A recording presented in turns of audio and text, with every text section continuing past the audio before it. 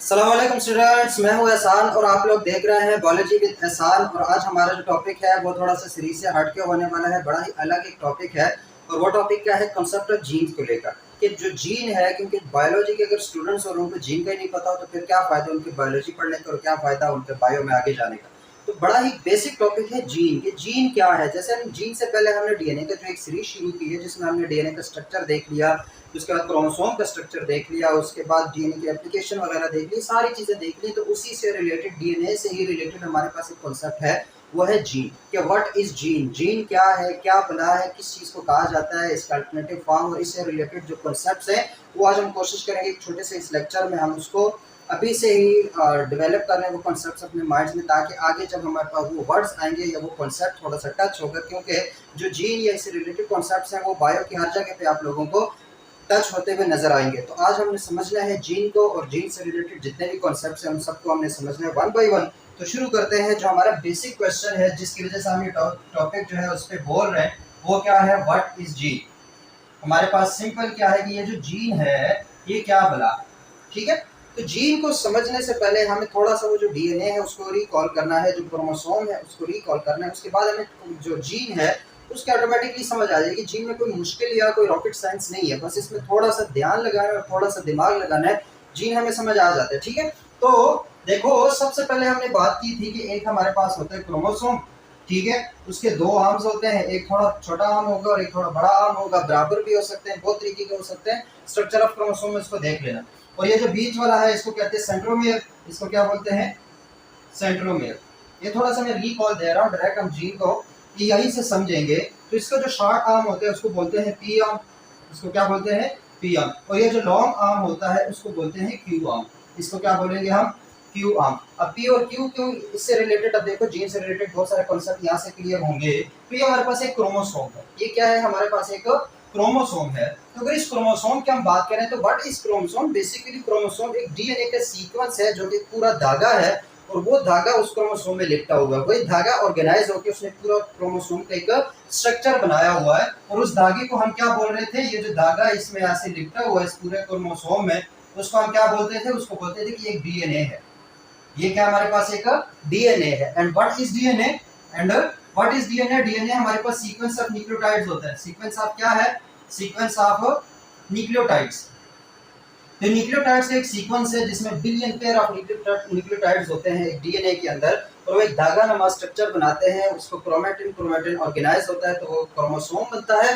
तो उस क्रोमोसोम के अंदर बेसिकली हमारे पास क्या है, डीएनए है। डीएनए क्या है, डीएनए हमारे पास सीक्वेंस ऑफ न्यूक्लियोटाइड्स है जो कि इंफॉर्मेशन को, कैरेक्टरिस्टिक्स को स्टोर करता है, उसको कैरी करता है थ्रू आउट दी जनरेशन। तो वो हमारे पास डीएनए जिसके अंदर मतलब एक मुकम्मल इंसान को, एक मुकम्मल ऑर्गेनिज्म को रन करने के लिए, चलाने के लिए, उसको जिंदा रखने के लिए, सेहतमंद रखने के लिए पूरी की पूरी इंफॉर्मेशन होती है, वो सारा हमारे पास डीएनए है। तो उस डीएनए के बाद अगर उस डीएनए में देखें, बिल्कुल हमारे पास एक डीएनए है, एक लंबा सा धागा है, ठीक है। ये हमारे पास क्या है, डीएनए है, चलता जा रहा है पूरे क्रोमोसोम में, ये डीएनए है। अब इस डीएनए में क्या है, न्यूक्लियोटाइड्स के सीक्वेंसेस है। क्या है न्यूक्लियोटाइड्स, क्या हमारे पास जो चार बेसिक न्यूक्लियोटाइड्स है, क्या है, एडेनिन, थाइमिन, साइटोसिन, ग्वानिन। ये इस तरीके से मतलब ये डीएनए बनता जा रहा है। मैं कह रहा हूँ ये सी सी जी G T A T C जी, मतलब ये जो न्यूक्लियोटाइड्स हैं वो रन किए जा रहे हैं, सीक्वेंस ऑफ न्यूक्लियोटाइड्स है।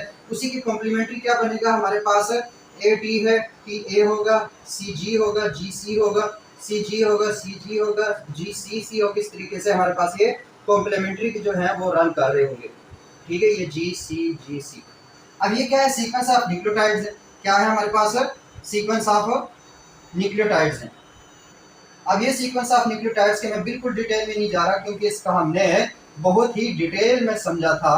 तो हम वहीं से थोड़ा से आगे स्टार्ट लेंगे। तो ये जो सीक्वेंस ऑफ न्यूक्लियोटाइड्स है जिसको हम डीएनए बोलते हैं, इसमें जो डीएनए है उसमें स्पेसिफिक हमारे पास कुछ शॉर्ट सीक्वेंसेस होंगी। जैसे ये एक शॉर्ट सीक्वेंस होगा, ये एक शॉर्ट सीक्वेंस होगा, ये एक शॉर्ट सीक्वेंस होगा।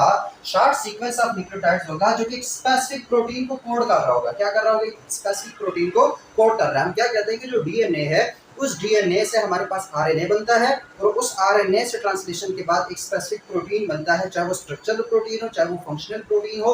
जितने भी हमारे अंदर एंजाइम्स हैं, जितने भी हमारे अंदर प्रोटीन्स हैं, चाहे हमारे बाल बन रहे हैं, आंखें बन रही है, कान बन रहे हैं, हड्डियां बन रही हैं, किसी भी ऑर्गेनिज्म में जितना भी स्ट्रक्चर है, वो स्ट्रक्चर सारा का सारा जो उसका नक्शा है, जो उसका मैप है, जो उसका ब्लूप्रिंट है, वो हमारे पास एक डीएनए के अंदर होता है। और उस डीएनए के अंदर भी स्पेसिफिक सीक्वेंसेस होते हैं जो कि स्पेसिफिक प्रोटीन्स को कोड करेंगे।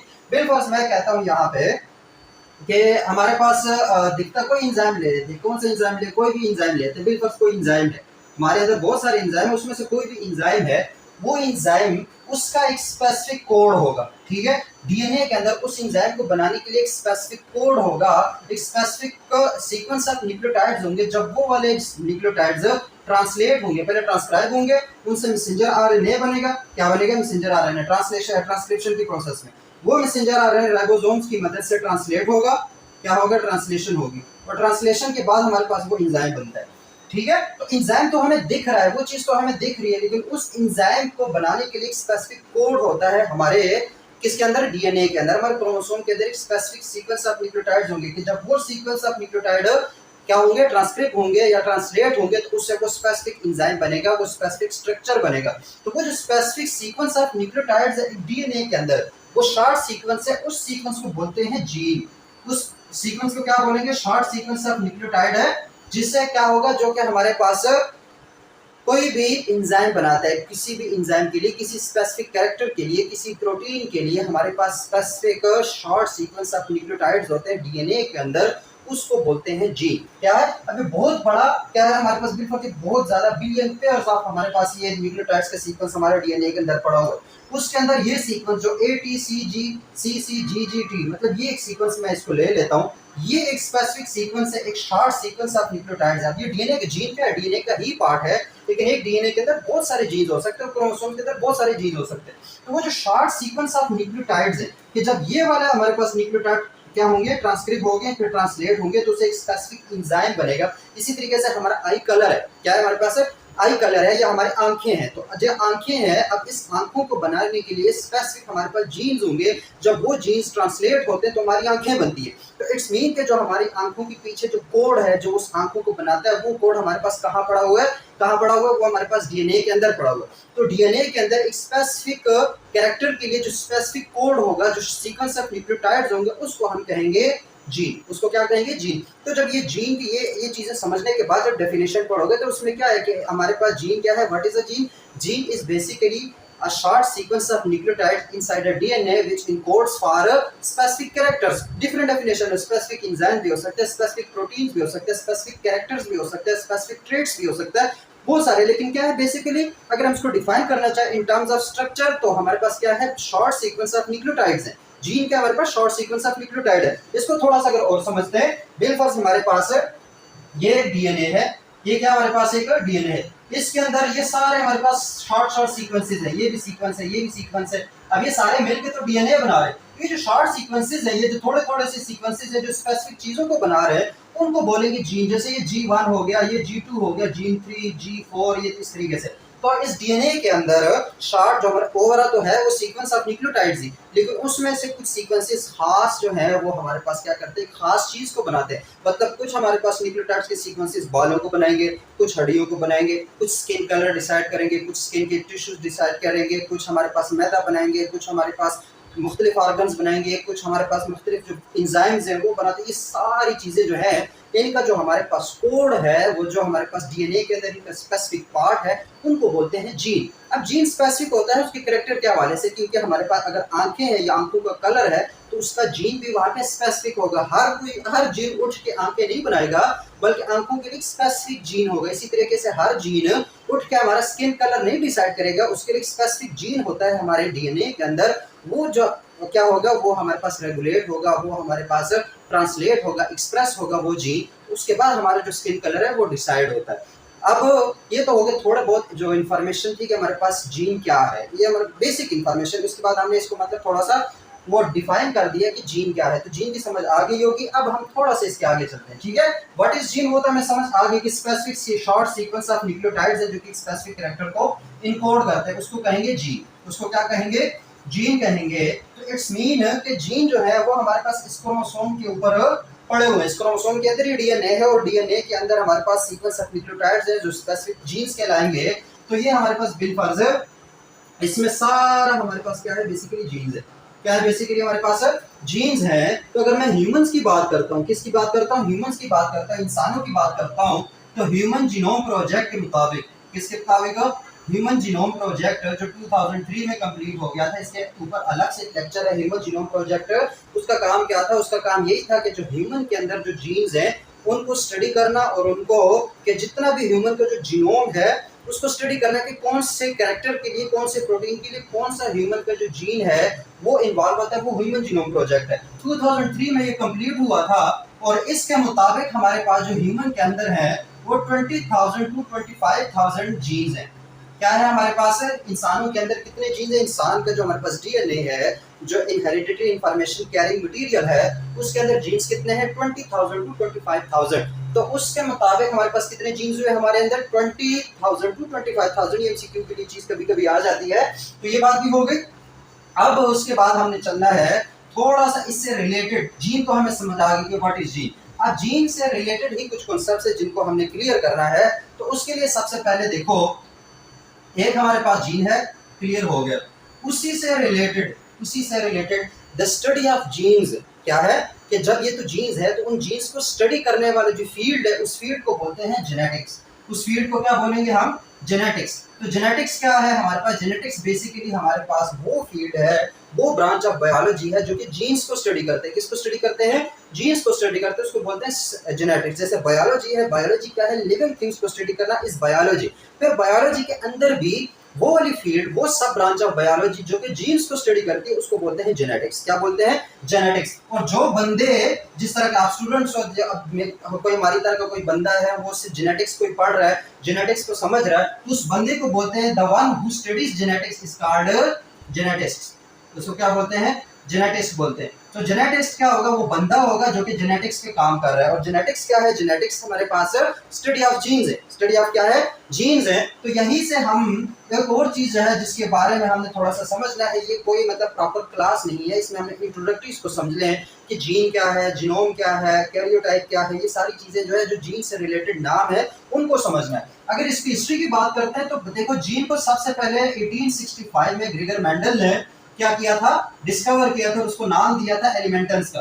किसका नाम दिया था, एलिमेंटेंस का। उसको ये नहीं पता था कि ये जीन है, ये क्या है, ये अलग से इनहेरिटेंस में हमने इसको डिटेल में फिर देखना है।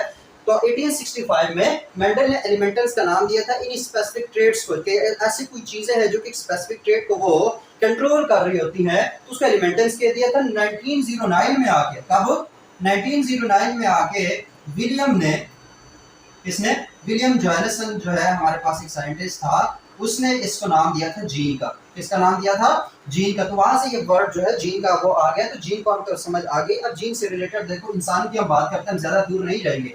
अब अगर इंसानों में देखें तो हमारे अंदर देखो, ये चीज हम कई बार जो पिछले लेक्चर में डिस्कस कर चुके हैं कि हमारे अंदर कितने क्रोमोसोम्स हैं। अब हमारे अंदर total homologous pair of chromosome क्या होता है, वो क्रोमोसोम जिसमें एक जो हमारे पास क्रोमोसोम है वो मम्मा की तरफ से आता है, एक क्रोमोसोम हमारे पास पापा की तरफ से आता है। तो जो अम्मी और अब्बू को क्रोमोसोम मिलके हमें बनाते हैं, मतलब हमारे अंदर एक क्रोमोसोम जो होगा वो अम्मी की तरफ से होगा, एक क्रोमोसोम अब्बू की तरफ से होगा, वो दोनों मिलके एक होमोलोगस पेयर ऑफ क्रोमोसोम बनाते हैं जाइगोट के अंदर, बच्चे के अंदर। उसको कहते हैं होमोलोगस पेयर ऑफ क्रोमोसोम। तो वो पेयर्स हमारे पास कितने हैं, 23 पेयर्स हैं। कितने पेयर्स हैं, 23। मैं उनको यहाँ पे थोड़ा सा डिस्कस करूंगा। बिलफर्ज ये क्रोमोसोम है, इसके सेंट्रोमेयर वगैरह मैं नहीं बना रहा, मैं सिर्फ बता रहा हूँ। ये दूसरा, ये तीसरा, ये चौथा, ये पांचवा, ये छठा, ये सातवां, आठवां, नौवां, 10वां, फिर 11वां, 12वां, 13वां, 14, 15, 16, 17, 18, 19, 20 और 21, 22, 23। ठीक है, ये हमारे पास बिलफर्ज कुछ क्रोमोसोम ये हो गए। कुछ क्रोमोसोम हमारी तरफ कहाँ से आएंगे, मम्मा की तरफ से, कुछ फादर की तरफ से। तो इसके साथ साथ एक क्रोमोसोम और होगा ऐसे। ठीक है, पेयर ऑफ क्रोमोसोम्स होंगे। कितने, 23। हमारे अंदर कितने हैं, 23 पेयर ऑफ क्रोमोसोम्स है, जिनको हम कहते हैं होमोलोगस पेयर ऑफ क्रोमोसोम्स। जिसको क्या बोलते हैं, होमोलोगस पेयर ऑफ क्रोमोसोम्स। अब ये माइटोसिस, मियोसिस, सेल साइकिल जो हमारे पास है, उसमें इस चीज को हमने कंप्लीटली फिर डिस्कस करना है। यहाँ पे सिर्फ गौर से देखो कि ये हमारे पास क्या है, एक 23। इसको मैं नंबरिंग कर लेता हूँ, 1 2 3 4 5। अब इस पर मैं टाइम क्यों ले रहा हूँ कि इसी बार से टाइम होगा, अगली बार जब कोई और कॉन्सेप्ट होगा तो उसमें फिर हम इन चीज़ों पे टाइम नहीं देने। तो ये हमारे पास इंट्रोडक्टरी सेशन में जो है ना, वो चीज़ें हमें सारी जो है ना समझानी होती है। ये 5, ये 6, ये 7, ये 8, 9, 10, 11, 12, 13, 14, 15, 16, 17, 18, 19, 20, 21, 22 एंड 23। हमारे पास कितने पेयर ऑफ होमोलोगस क्रोमोसोम्स हो गए? कितने हो गए? 23। अब तो ये ना कहे कि हमारे पास ये होमोलोगस पेयर ऑफ क्रोमोसोम क्या है या क्रोमोसोम क्या है। तो अगर उसको ये समझ नहीं आ रहा तो सबसे पहले स्ट्रक्चर ऑफ क्रोमोसोम जो है उस चीज को तसल्ली से देख ले तो ये चीजें फिर ऑटोमेटिकली समझ आ जाएंगी। अब ये इसमें एक मैंने ब्लैक किया, एक मैंने ब्लू कर दिया। तो जो ब्लैक है बिल्कुल वो फादर की तरफ से आया हुआ, जो क्या है हमारे पास ब्लू है वो हमारे पास मदर की तरफ से आया। तो ये कोई भी क्रोमोसोम है, अगर मैं उसको उठा लेता हूँ, ये एक है और एक हमारे पास ये वाला है और इसका भी सेंट्रोमेयर, इसका भी सेंट्रोमेयर है, तो इसका मतलब क्या है? एक फादर का है और दूसरा मदर का है, और उन दोनों ने मिलकर एक पेयर बनाया हुआ। अब ये भी सेम क्रोमोसोम है, इसमें भी वही जीन्स होंगी जो कि इस क्रोमोसोम में है। मतलब इस क्रोमोसोम में हमारे पास वही जीन्स होती हैं, वही जीन्स हमारे पास मदर वाले क्रोमोसोम में भी होंगे। तो होमोलोगस पेयर क्रोमोसोम जो है उसमें दोनों क्रोमोसोम पे जीन्स सेम होती है। क्या होती है? मतलब इस पे भी जीन्स है, बहुत सारे जीन्स है ऐसे, ठीक है। इसमें भी क्या है? जीन्स। और उधर भी वही जीन्स है, उधर भी हमारे पास क्या है? वही जीन्स है, एग्जैक्ट वही उसी कैरेक्टर को स्पेसिफाई करने वाले जीन्स अवेलेबल है। तो मैंने नंबरिंग कर दी है। अब इसमें जो हमारे पास ये 22 जो हमारे पास पहले 22 क्रोमोसोम्स है, इनको बोलते हैं ऑटोसोम्स। इनको क्या बोलते हैं? ऑटोसोम्स। और ये जो आखिरी वाला क्रोमोसोम है या जो क्रोमोसोम नंबर 23 है, इसको बोलते हैं सेक्स क्रोमोसोम। इसको क्या बोलते हैं हम? Sex chromosome. ये जो सेक्स क्रोमोसोम है यही हमारे पास डिफाइन करता है कि जो बच्चा है वो लड़की होगी या लड़का होगा। वो किस पर डिपेंड करता है? वहां पर सेक्स क्रोमोसोम, जो क्रोमोसोम नंबर 23 है उस पर डिपेंड करता है। अगर वो लड़की है तो उसमें दोनों क्रोमोसोम को हम बोलेंगे एक्स एक्स क्रोमोसोम। उसको क्या बोलेंगे? X x chromosome. और अगर वो हमारे पास लड़का है तो उसमें एक एक्स होगा, दूसरा वाई क्रोमोसोम होगा। फिर जो एक्स एक्स क्रोमोसोम है वो तकरीबन बराबर बराबर होंगे, लेकिन जो वाई क्रोमोसोम होता है वो थोड़ा सा छोटा होता है। तो ये हमारे पास थोड़ा सा डिफरेंस है। लड़की में हमारे पास एक्स एक्स क्रोमोसोम है, जबकि लड़के में हमारे पास क्या है? वो एक्स वाई क्रोमोसोम है। मेल में एक्स वाई क्रोमोसोम होगा, फीमेल में एक्स एक्स क्रोमोसोम होगा। तो ये 23 नंबर जो क्रोमोसोम है इसको जो सेक्स क्रोमोसोम बोलते हैं, इसको हम डिनोट करते हैं एक्स और वाई से। अगर एक्स है तो वो लड़की है, अगर वाई है तो वो लड़का है। बाकी जो हमारे पास 22 क्रोमोसोम्स है इनको ऑटोसोम्स बोलते हैं। ये दोनों में सेम होते हैं, क्या लड़का हो लड़की हो दोनों में ये जो 22 क्रोमोसोम्स है ये सेम है। डिफरेंसेस उनके आते हैं क्रोमोसोम नंबर 23 पे। तो ये जो ऑटोसोम्स है इनको फिर नंबरिंग से शो किया जाता है कि ये पहला क्रोमोसोम का पेयर है, ये दूसरा क्रोमोसोम का पेयर है, ये तीसरा, इस तरीके से। लेकिन जो आखिरी जो हमारे पास क्रोमोसोम नंबर 23 है उसको शो किया जाता है या एक्स है या फिर वाई से। अगर एक्स है तो इट्स मीन कि वो लड़की है, फीमेल है, और अगर वो वाई है तो इट्स मीन कि वो लड़का है या मेल है। ठीक है, ये बात भी समझ आ गई। ऑटोसोम्स क्या होते हैं वो भी समझ आ गई, जो सेक्स क्रोमोसोम्स है वो भी क्या होते हैं वो समझ आ गई। बाकी इनकी डिटेल में हम जाएंगे, कहां पर जाएंगे? इसकी डिटेल में हम जाएंगे जब हमने इनहेरिटेंस का चैप्टर करना है, तो उसमें हम इस चीज की मुकम्मल डिटेल में जाएंगे। अभी के लिए ये देखो, तो अगर इन क्रोमोसोम में से मैं कोई एक क्रोमोसोम उठाता हूँ, क्या करता हूँ? कोई एक क्रोमोसोम उठाता हूँ, बिलफर्ज मैं क्रोमोसोम नंबर कौन सा उठा लो, रैंडमली उठा लेता हूँ, क्रोमोसोम नंबर 17 उठा लेता हूँ। एक ऑटोसोम है, उसमें से कोई एक क्रोमोसोम उठाता हूँ तो उसके एक सेंट्रोमेयर होगा। अब ये देखो आपस में दोनों एक दूसरे के होमोलोगस पेयर्स हैं। मैं एक क्रोमोसोम उठा रहा हूँ, ये एक क्रोमोसोम उठा रहा हूँ, ये बिलफर्ज एक ऐसे है, एक ऐसे है, ठीक है। और ये जो क्रोमोसोम ये इसका सेंट्रोमेयर है, इसको क्या बोलेंगे हम? सेंट्रोमेयर बोलेंगे। ये इसका सेंट्रोमेयर है और इस तरफ भी हमारे पास जीन्स हैं, इस तरफ भी क्या है हमारे पास? जीन्स हैं, जबकि इस तरफ भी हमारे पास होंगे जीन्स। इस तरफ भी जीन्स है और दोनों तरफ जीन्स है। ये जो शॉर्ट आर्म होता है, जो छोटा बाजू होता है, इसको बोलते हैं पी आर्म। इसको क्या बोलेंगे? P arm. लॉन्ग आर्म कौन सा होगा? वो हमारे पास होगा क्यू आर्म। कौन सा वाला होगा? क्यू आर्म होगा। तो अब इसमें से जो हमारे पास, देखो ये चीजें मैं क्यों यहाँ पे समझा रहा हूँ, क्योंकि यहाँ पे देखो हमने देखना है लोकेशन ऑफ अ जीन। किसको देखना है हमने? Location of a gene. कि हमारे पास कोई जीन है तो वो जीन उसका एड्रेस क्या है, उसका क्या हमारे पास एड्रेस क्या है। कोई भी जीन है उस जीन की लोकेशन क्या है, उस चीज को हमने समझना है कि क्रोमोसोम के अंदर लोकेशन ऑफ जीन क्या है। तो देखो कोई भी जीन होगा ना उसका एक फिजिकल लोकेशन होगी किसी भी क्रोमोसोम के अंदर। कि क्रोमोसोम है उसके अंदर एक स्पेसिफिक जीन की स्पेसिफिक लोकेशन होगी। जैसे तुम लोग कोई जीन हो तो तुम लोग एक स्पेसिफिक घर होगा, ठीक है। इस कंट्री में अगर रह रहे हो, इस किसी भी डिस्ट्रिक्ट में रह रहे हो, तो उस डिस्ट्रिक्ट में तुम लोगों की स्पेसिफिक एड्रेस होगा। क्या होगा? एक स्पेसिफिक एड्रेस होगा कि हाँ ये जो बंदा है वो यहाँ रहता है। तो इसी तरीके से हमारे जो जीनोम के अंदर हमारे जो डीएनए के अंदर भी जीन्स का एक स्पेसिफिक लोकेशन होगी कि ये जीन वहीं पे होगा, कहीं और पे नहीं होता। वो उसका स्पेसिफिक एड्रेस होता है, उसको बोलते हैं location, location of gene. Location of gene, तो वो जगह जहां पे एक स्पेसिफिक लोकेशन होती है जीन की, एक स्पेसिफिक हमारे पास जीन पाया जाता है जिस जगह पे, उस जगह को बोलते हैं लोकस। उस जगह को क्या बोलते हैं? लोकस। लोकस क्या है? लोकस वो वाली जगह है जहां पे एक स्पेसिफिक जीन होगा। जैसे बिलफर्ज मैं कहता हूँ कि आई कलर है, या कोई भी मतलब स्पेसिफिक जीन उठा लो, कोई एंजाइम उठा लो, जो तुम लोग को जहन में आता है पेपर में वो लिख देना, एग्जाम्पल ही तो है। तो बिलफर्ज कोई आई कलर है या आई फॉर्मेशन वाले जो जीन्स हैं, उन जीन्स की अगर मैं लोकेशन की बात करता हूँ तो मैं कहूंगा कि ये जो जीन है आई कलर का, वो क्रोमोसोम नंबर 17 पे है। तो क्रोमोसोम नंबर किस पे होगा? 17 पे होगा। उस क्रोमोसोम नंबर 17 में भी उसकी स्पेसिफिक लोकेशन होगी, उस क्रोमोसोम के अंदर उसकी स्पेसिफिक जगह होगी जहां पे वो जीन होगा। तो उस जगह को क्या कहेंगे हम? लोकस कहेंगे। क्या कहेंगे हम? लोकस कहेंगे। जैसे इसको ऐसे समझो कि तुम लोग हो, तो तुम लोग जिस घर में रह रहे हो, वो घर तुम लोगों की स्पेसिफिक लोकेशन है जहाँ पे तुम रह रहे हो। तुम कहीं और तो नहीं रहोगे ना, तुम जाओगे आखिर तुम्हारी राज्य है वो घर नहीं है। तो वो जो घर है वो तुम लोगों का क्या हुआ? लोकस हुआ। वो क्या हुआ? तुम्हारा लोकस हुआ। तो इस तरीके से जो जीन्स है, वो जीन्स भी क्रोमोसोम के अंदर एक खास जगह होती है जहां पर वो जीन पाया जाता है। उस जगह को क्या बोलते हैं? वो फिजिकल जगह है, उस जगह को क्या बोलेंगे हम? लोकस बोलेंगे। फिर ये मुख्तलिफ जीन्स के लिए मुख्तलिफ लोकस होंगे। तो अगर उसको प्लूरल हम कहें तो लोसाई उसको बोलेंगे। फिर क्या बोलेंगे? लोसाई मतलब बहुत सारे घर, जैसे पूरी कॉलोनी है कि उसमें ये बंदे जो हैं वो इस कॉलोनी से आते हैं, तो वो कॉलोनी जो है वो क्या हो गया? हमारे पास लोसाई हो गया। तो लोकस एक स्पेसिफिक लोकेशन है जब एक स्पेसिफिक जीन रहता है। ठीक है, क्या होता है? हमारे पास एक स्पेसिफिक जीन रहता है, उसको बोलते हैं लोकस। और लोकस की जमा क्या है हमारे पास? लोसाई। तो लोसाई और लोकस की भी समझ आ गई। लोकस बेसिकली क्या है? लोकस हमारे पास वो जगह है क्रोमोसोम के अंदर, वो जगह जहां पर वो जीन पाया जाता है, वो जो सीक्वेंस पाया जाता है न्यूक्लियोटाइड्स का, उस जगह को क्या बोलेंगे? लोकस बोलेंगे। उसके अंदर जो सीक्वेंस है वो तो जीन है, लेकिन वो जो जगह है उसको क्या बोलेंगे हम? लोकस बोलेंगे। अब इसको थोड़ा सा मजीद इलाबोरेट करते हैं कि ये मेरे पास हमारे पास जीन है, तो ये भी जीन है, ये भी जीन है, ये भी जीन है, ये भी जीन है। इस क्रोमोसोम के अंदर ये सारे जीन है, बहुत सारे जीन है। ठीक है, इसी तरीके से इस क्रोमोसोम में भी जीन होंगे, इस क्रोमोसोम में भी जीन होंगे, इस क्रोमोसोम में भी जीन है। इन सारे क्रोमोसोम में क्या है? बेसिकली जितने भी हमारे जीन्स हैं वो सारे के सारे इन 23 पेयर ऑफ क्रोमोसोम्स में। किसमें है? 23 पेयर ऑफ क्रोमोसोम्स में हमारे जितने भी जीन्स हैं, हमारे अंदर एक इंसान को बनाने के लिए जितने भी जीन्स चाहिए होते हैं, वो सारे हमारे पास इन 23 पेयर ऑफ क्रोमोसोम्स के अंदर हैं। तो इस वजह से ये एक तो हमारे पास जीन हो गया, उसकी वजह से जब ये सारे ये जितने भी 23 क्रोमोसोम्स हैं, उनके अंदर जितने भी जीन्स होंगे उनको मिला के पढ़ा जाता है जीनोम। उसको मिला के क्या पढ़ा जाता है? जीनोम। अब व्हाट इज जीनोम? जीनोम हमारे पास होगा क्या है? कंप्लीट सेट ऑफ, क्या होगा?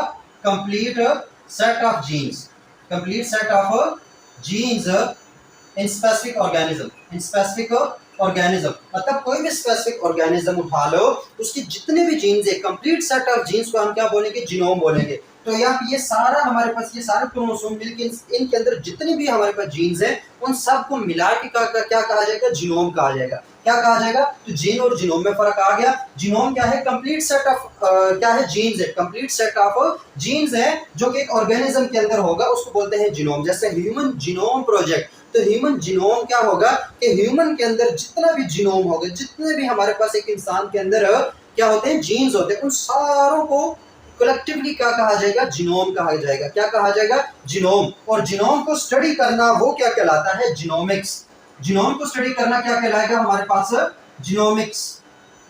तो जेनेटिक्स, जीनोमिक्स, प्रोटियोमिक्स, ये सारी चीजें जो है ना आहिस्ता आहिस्ता हमें समझ आ जाएगी। तो जीनोम क्या है? Complete set of genes with an specific organism. कोई भी ऑर्गेनिज्म उठा लो, उसके अंदर जितने भी सारे जीन्स हैं उनको स्टडी करना, वो जो कंप्लीट सेट ऑफ जीन्स है उसको बोलते हैं जीनोम। उसको क्या बोलेंगे? जीनोम बोलेंगे। फिर जीनोम को स्टडी करना इसका जीनोमिक्स। उसको क्या कहेंगे हम? जीनोमिक्स कहेंगे। इसी तरीके से ये जो इंसानों के केस में ये जो हमारे पास क्रोमोसोम्स का ये जो इस तरह की तस्वीर तुम लोगों को दिखती है कहीं पर भी इंटरनेट पर भी, या जो किसके एक्सपेरिमेंट्स के दौरान, तो इस वाले पूरे जो 23 पेयर ऑफ होमोलोगस क्रोमोसोम्स हैं, इनको कलेक्टिवली कहा जाता है कैरियोटाइप। इसको क्या कहा जाता है? कैरियोटाइप।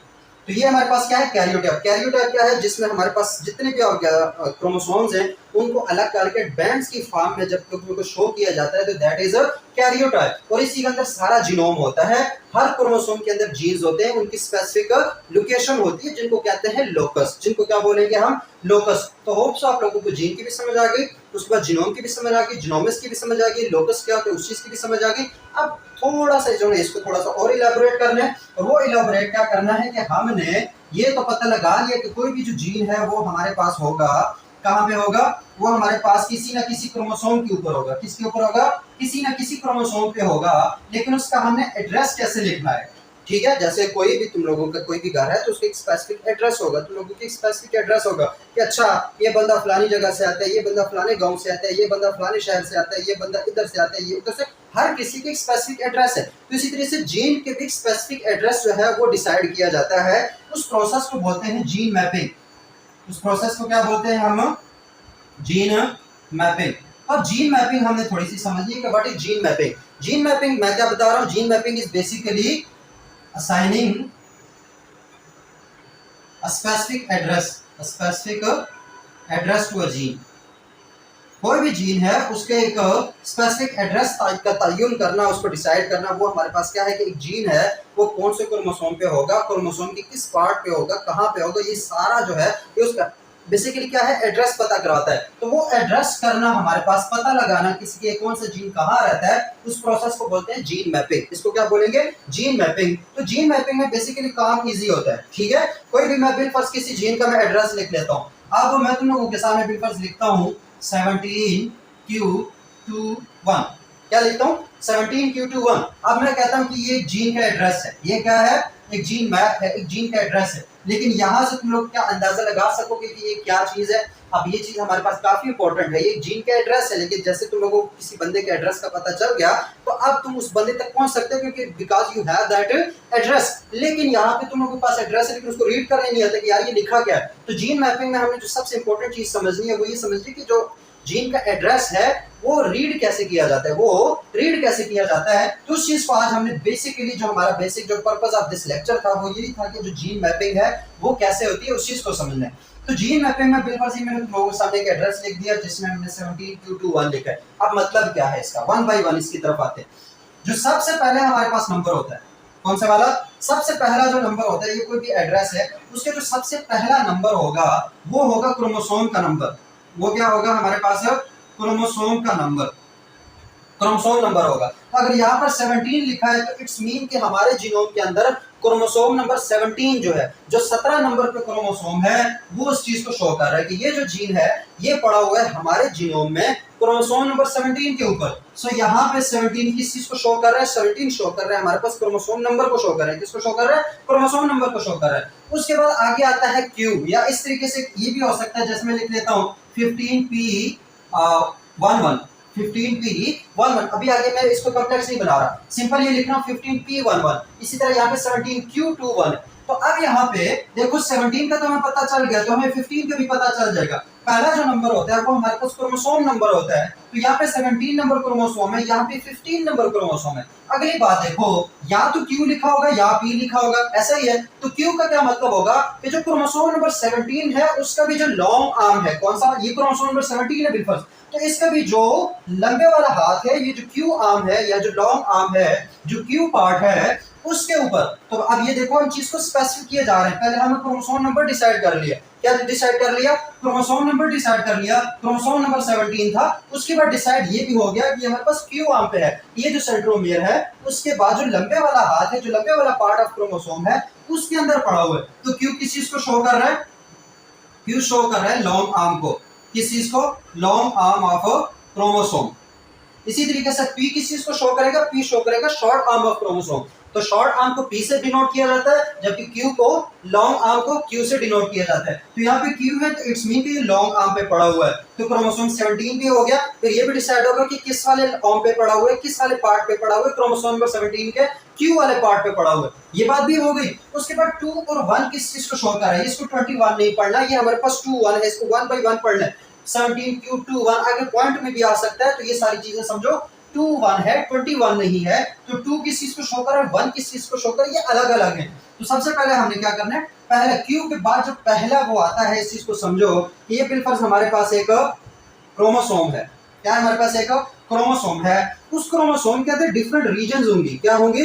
डिफरेंट रीजन है। बिलफर्ज ये हमारे पास क्रोमोसोम है, उसका ये क्यू आर्म है। क्या है हमारे पास? क्यू आर्म है। तो जो रीजन सबसे करीब होगा सेंट्रोमियर के, वो पहला रीजन होगा। तो ये पहला रीजन है, ये दूसरा रीजन है, ये तीसरा रीजन है, ये चौथा रीजन है। ठीक है, ये हमारे पास बैंडिंग होती है। जब हम जो क्रोमोसोम है उसको स्टेन करते हैं लेबोरेटरी के अंदर, तो उसके बाद उस क्रोमोसोम के ऊपर डिफरेंट बैंड्स बन जाते हैं। कुछ लाइट कलर के बैंड्स होते हैं, कुछ डार्क कलर के बैंड्स होते हैं। तो उन बैंड्स के ये असल में ये जो जितनी भी मैपिंग है, इसको साइटोजेनिक लोकेशन बोलते हैं। क्या बोलते हैं इसको? Cytogenic location. आजकल तो मॉलिक्यूलर लोकेशन भी आ गए, लेकिन ये बहुत पॉपुलर मेथड है साइटोजेनिक लोकेशन। उसमें बैंड किया जाता है। हमारे पास जो क्रोमोसोम है, जो जीनोम है हमारा, उसको स्टेन किया जाता है, और स्टेन करने के बाद उस पर डिफरेंट बैंड्स बनते हैं। कुछ डार्क बैंड्स होते हैं, कुछ लाइट बैंड्स होते हैं। तो उस बैंड से रिलेटेड तो है, ये हमारे पास बैंड्स बन जाएंगे। तो उसके डिफरेंट रीजन में डिवाइड किया जाता है। ये पहला रीजन हो गया, ये दूसरा रीजन, ये तीसरा रीजन, ये चौथा रीजन। ऐसे तो यहाँ पर जो क्यू या पी के बाद पहले वाला जो डिजिट आएगा, वो शो करेगा रीजन को। किसको शो करेगा? रीजन को। यहाँ पे मैं कहता हूँ कि जो 2 है वो शो कर रहा है किसको? रीजन को शो कर रहा है।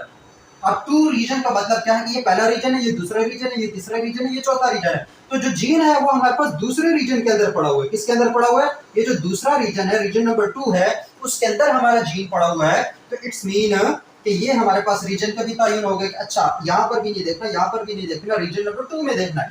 2 में देखने के बाद जब इस रीजन को हम मजीद अंदर से देखते हैं, तो ये रीजन जो है इसके अंदर बैंड्स होती हैं। क्या होती हैं?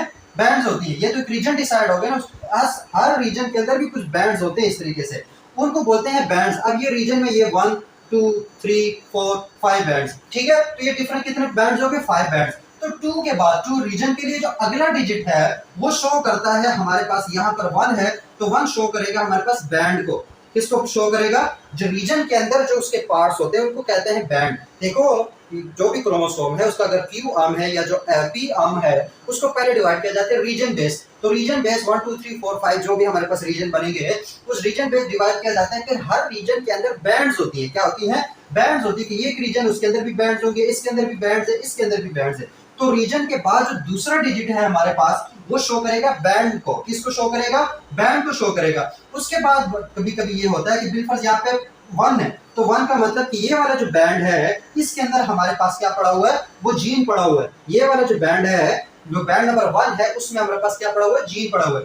बाज़ दफा इसके अंदर भी हमारे पास बैंड्स होते हैं। एक बैंड के अंदर भी बैंड्स होते हैं, उनको बोलते हैं सब बैंड्स। उसको क्या बोलते हैं हम? सब बैंड्स। इस चीज को समझो, कोई मुश्किल नहीं है, बस एक बार समझ आ गई तो फिर उस बात कोई मसला नहीं है।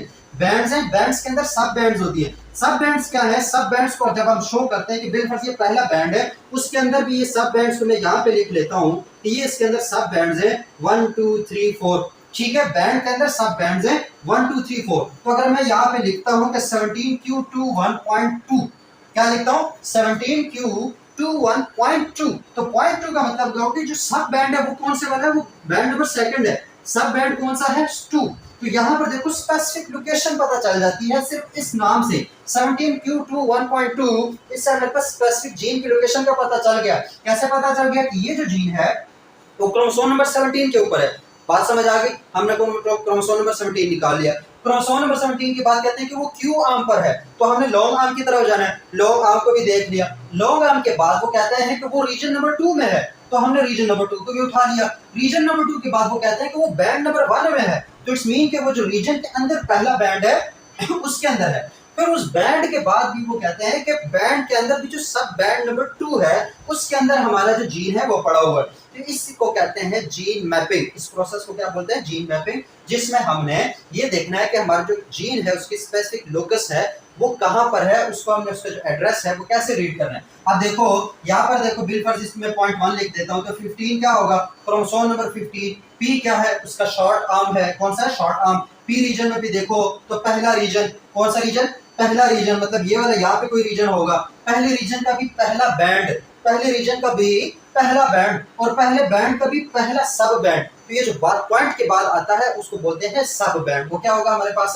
सब बैंड। पहला हमारे पास रीजन को शो करेगा, दूसरा हमारे पास बैंड को शो करेगा, और जो पॉइंट के बाद आता है, इशारिया के बाद आता है, वो हमारे पास होता है सब बैंड। वो क्या होता है? सब बैंड। तो होप सो ये चीज समझ आ गई। अब मैं तुम लोगों को एक और चीज दे देता हूँ। अब ये होगा क्या?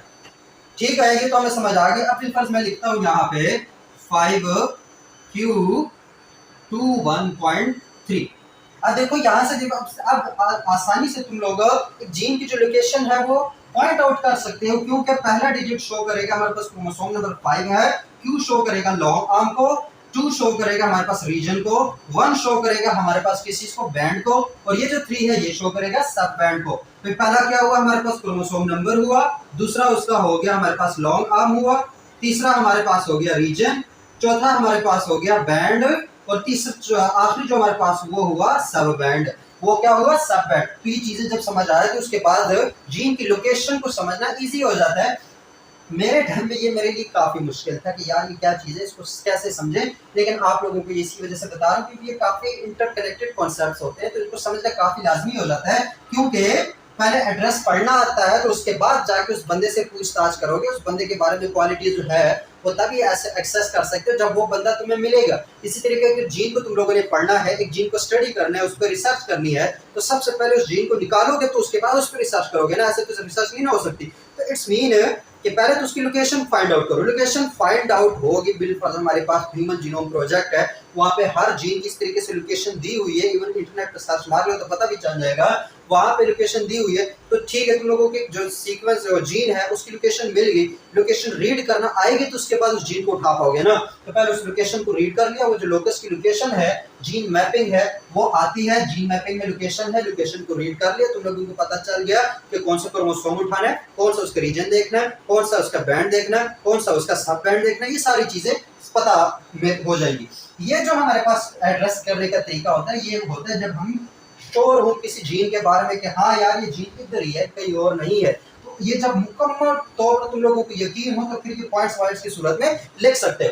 दूसरा इसका एक तरीका ये है, वो तरीका क्या है हमारे पास कि जब तुम लोगों को सही पता नहीं हो कि यार एग्जैक्ट लोकेशन जीन की क्या है, तो इसको ऐसे भी लिख सकते हैं 17q 2.21 से लिख लेता हूँ, 17q21 to q22।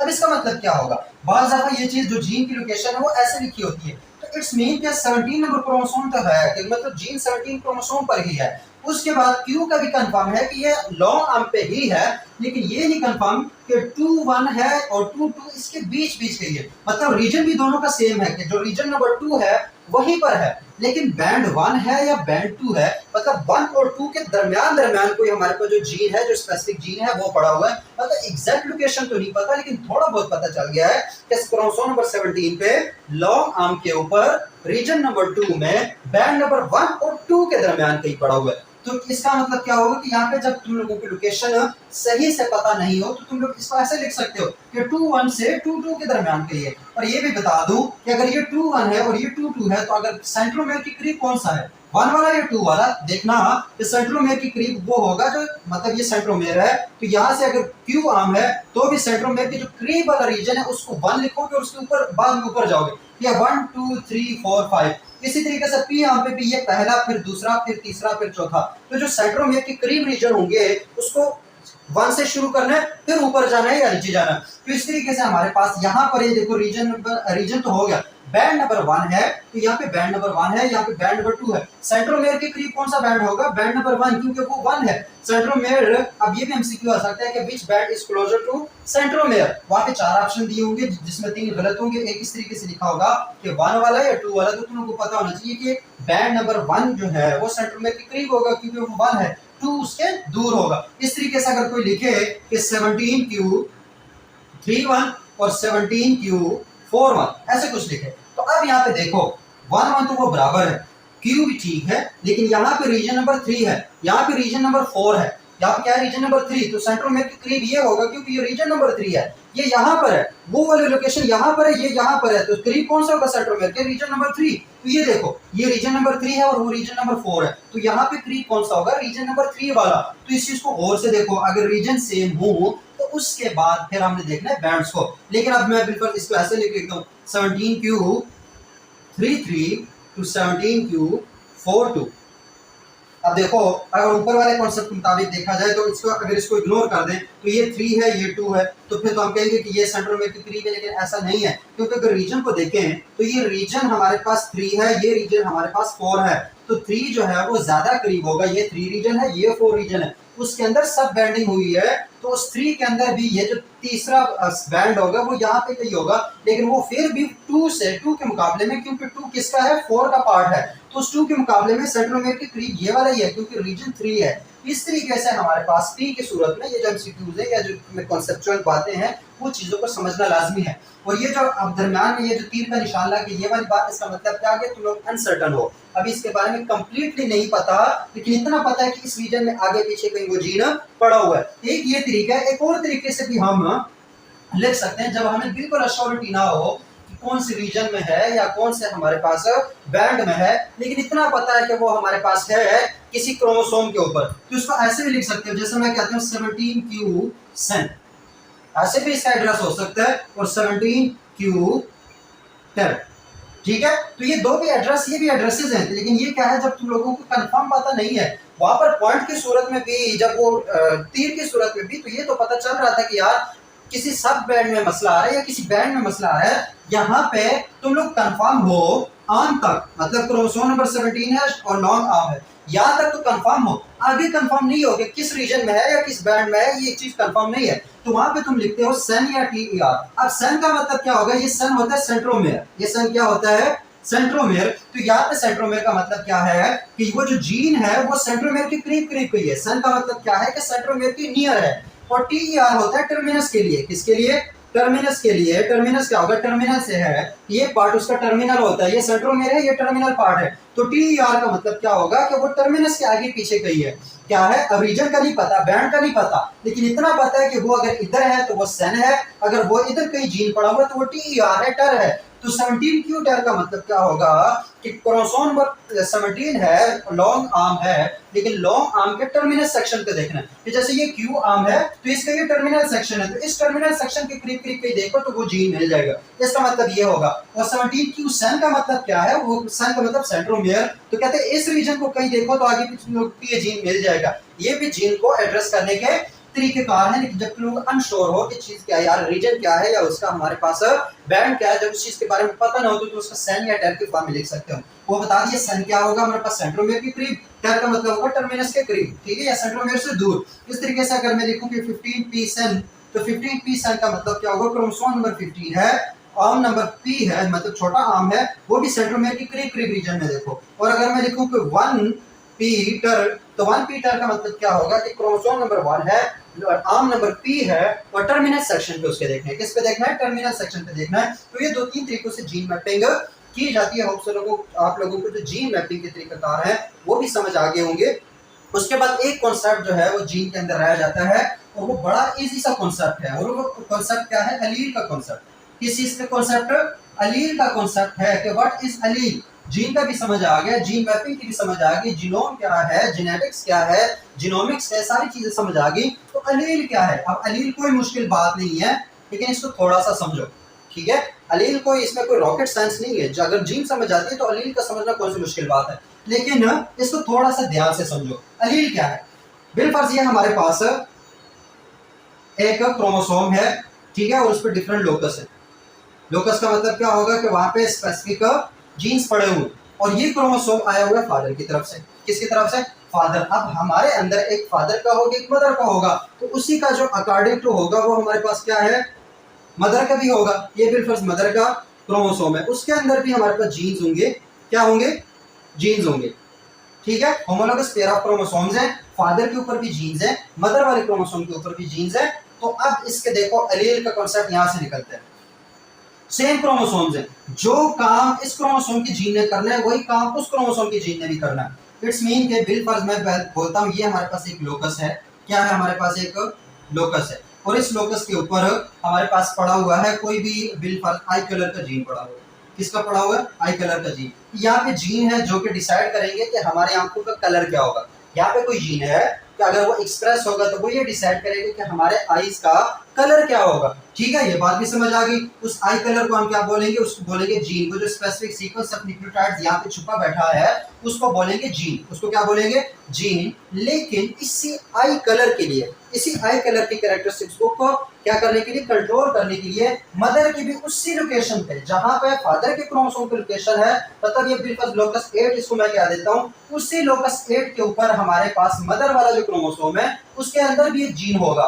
ठीक है, क्या होगा, एक जीन होगा और वो जीन भी हमारे पास आई कलर को ही कंट्रोल कर रहा होगा।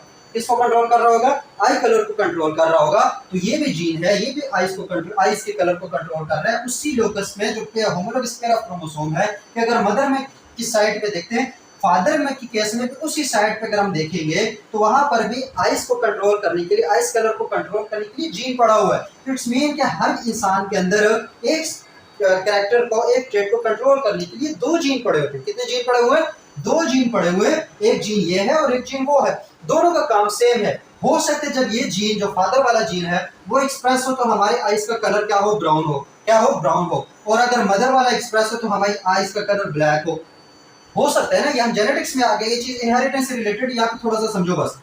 ये ब्राउन है, ये ब्लैक है, लेकिन है तो दोनों आइस कलर ना। तो मतलब आइस कलर का जो ट्रेड है वो, तो ये दोनों जीन जो है वो कंट्रोल कर रहे हैं। एक जीन मदर के ऊपर है वो भी कंट्रोल कर रहा है, और फादर के ऊपर जो हमारे पास जीन होगा, ये फादर और मदर ये दोनों क्रोमोसोम हम हमारे अंदर होते हैं। हर इंसान में एक क्रोमोसोम फादर का होता है, एक क्रोमोसोम मदर का होता है, दोनों ने मिलकर पूरा इंसान बनाना होता है। तो यहाँ पर फादर का क्रोमोसोम है उस पर भी वही जीन्स है, मदर का क्रोमोसोम है उस पर भी वही जीन्स है। तो ये जो हमारे पास दोनों जीन्स आपस में कहलाएंगे, ये दोनों जीन्स, ये जीन है, एक इसकी अल्टरनेटिव फॉर्म है। ये जीन है आई कलर, तो कोई भी जीन है उसके एक अल्टरनेटिव फॉर्म होगा। तो वो जो अल्टरनेटिव फॉर्म ऑफ जीन है उसको बोलते हैं अलील। उसको क्या बोलते हैं, अलील। इसको एक एग्जांपल से मैं समझाता हूँ। लोगों के स्कूल, कॉलेज, यूनिवर्सिटी जितने भी, वहां पर कोई बायो का बिल पर सब्जेक्ट है, क्या है हमारे पास, बायो का सब्जेक्ट है। तो उस बायो के सब्जेक्ट में बड़े बड़े स्कूल्स, कॉलेजेस में ऐसे होता है कि वो एक सब्जेक्ट के लिए एक से ज्यादा उनके पास टीचर्स होते हैं। बिल फर्स्ट लोगों के जो कॉलेज में है वो बायो के पढ़ाने के लिए दो टीचर्स है। मैं बिल फर्स्ट यहाँ पे दो टीचर्स लिख देता हूँ।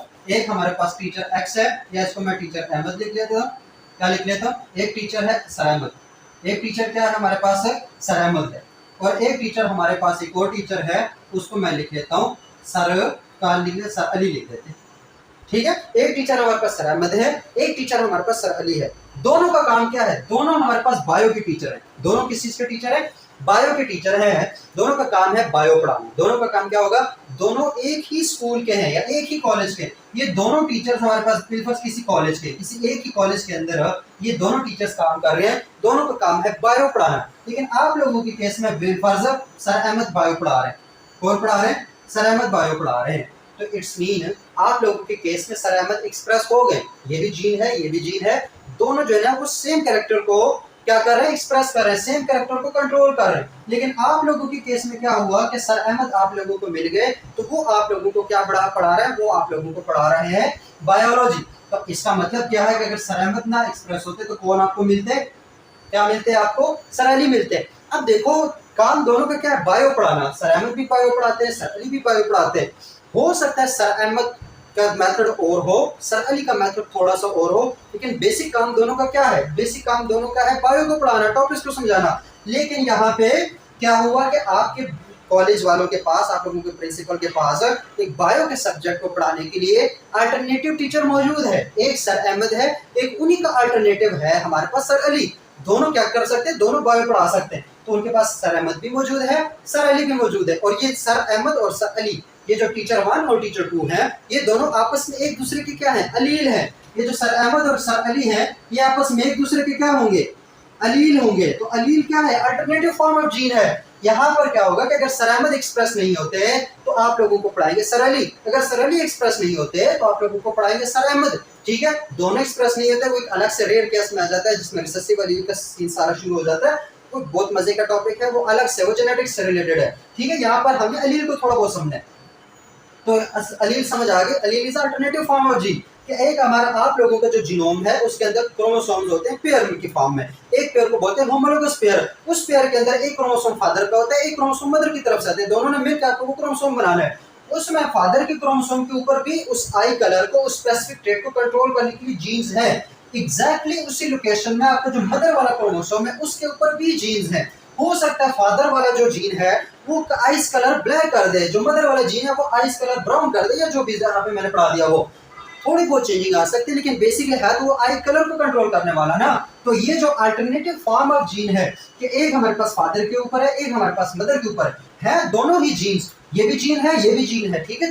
अलील कोई अलग चीज नहीं है, अलील भी एक जीन है, लेकिन what is allele? Allele is alternative form of gene. कि अगर ये जीन है तो उसका एक अल्टरनेटिव फॉर्म भी होगा, जोड़ा होगा उसका, उसका दूसरा जोड़ा है, उसको बोलेंगे अलील। उसको क्या बोलेंगे? अलील बोलेंगे। जैसे हमारे पास आपके बायो को पढ़ाने के लिए जोड़े के फॉर्म में दो टीचर्स हैं, एक सर अहमद है, एक सर अलील है। आपके कॉलेज में वो दोनों टीचर्स अवेलेबल हैं, ठीक है। दोनों की पोस्ट सेम है, दोनों बायो पढ़ाते हैं, दोनों कैरेक्टर सेम है, दोनों सेम कैरेक्टर को क्या कर रहे हैं? कंट्रोल कर रहे हैं। दोनों का काम है बायो को पढ़ाना। लेकिन आप लोगों को प्रिंसिपल की तरफ से कौन से मिले? सर अहमद मिले, तो वो आपको बायो पढ़ा रहे हैं। लेकिन प्रिंसिपल के पास अल्टरनेटिव में भी मौजूद है कौन सा टीचर? सर अली मौजूद है। इसी तरीके से हमारे जीनोम के अंदर भी एक जीन होता है, वही एक्सप्रेस होता है। अगर हमारे आइज का कलर हमारे पास बिल्कुल ब्लैक है तो इट्स मीन इन दोनों में से कोई एक जीन एक्सप्रेस हो गया, दूसरा एक्सप्रेस नहीं हुआ, लेकिन पढ़ा तो है ना। वो जो दूसरा है वो हमारे पास अल्टरनेटिव फॉर्म ऑफ जीन है, जिसको अलील बोलेंगे। हो सकता है आपके भाइयों में, आपकी बहनों में वो जो चीज है, वो जो दूसरा जीन है वो एक्सप्रेस हो जाए, आप वालों का एक्सप्रेस ना हो, रिसेसिव रह जाए, तो वो हमारे पास वो वहाँ पे एक्सप्रेस होगा, तो वहाँ पे आइज का कलर थोड़ा सा चेंज हो जाए। हो सकता है एक्सप्रेस ना हो, वहाँ पर भी फादर के एक्सप्रेस हो। ये फिर प्रोबेबिलिटीज है, इसको अलग से करना है। लेकिन अलील को समझना और जीन मैपिंग को समझना ये काफी इंपॉर्टेंट है। हो सकता है आप लोगों को इंशाल्लाह अलील की समझ आ गई कि अलील क्या, अलील is alternative form of gene, ये बात समझ आ गई। जीन मैपिंग की समझ आएगी, जीन क्या है उसकी समझ आ गई। तो अब ये जो हार्डी-वेनबर्ग प्रिंसिपल है, ये इसके लिए काफ़ी सारे लेक्चर्स हैं जिनको पहले देखना होता है। उनमें से वन ऑफ देम इज ये जो हमारे पास आज का लेक्चर था, इसको देखना मस्ट है। तो होप सो आप लोगों को समझ आ गई है इससे रिलेटेड। तो इंशाल्लाह मिलते हैं अगले किसी और लेक्चर में किसी और टॉपिक के साथ। तब तक के लिए अपना ख्याल रखना और मुझे दुआ में बहुत सारा प्यार करना और मेरे लिए दुआ